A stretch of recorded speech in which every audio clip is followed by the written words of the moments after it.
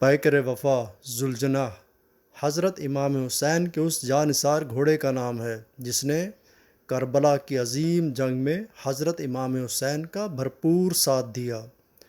نبی کریم صلی اللہ علیہ وسلم ذوالجناح کو کم عمری میں اپنی رحلت سے کچھ عرصہ قبل حارث نامی ایک عرب سے خرید کر لائے تھے۔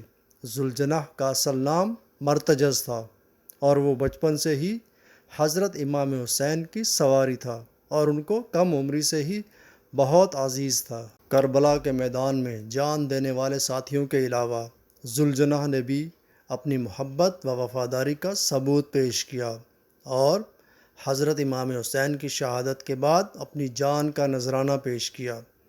کربلا میں حضرت امام حسین کی شہادت کے بعد ذوالجناح حضرت امام حسین کی دستار اور تلوار، جو کہ ذوالفقار علی کے نام سے بھی جانی جاتی ہے، کو لے کر خیموں کی جانب بڑھا اور بی بی زینب کے خیمے کے پاس آ کر امام کے شہید ہونے کی اطلاع دی، جس کے بعد بی بی زینب مقتل کی جانب بڑھیں، جہاں انہوں نے اپنی جان سے عزیز بھائی کا گلا کٹنے کا منظر دیکھا۔ حضرت امام حسین کی شہادت کے بعد ذوالجناح خود بھی انتہائی زخمی حالت میں جاں بحق ہو گیا تھا۔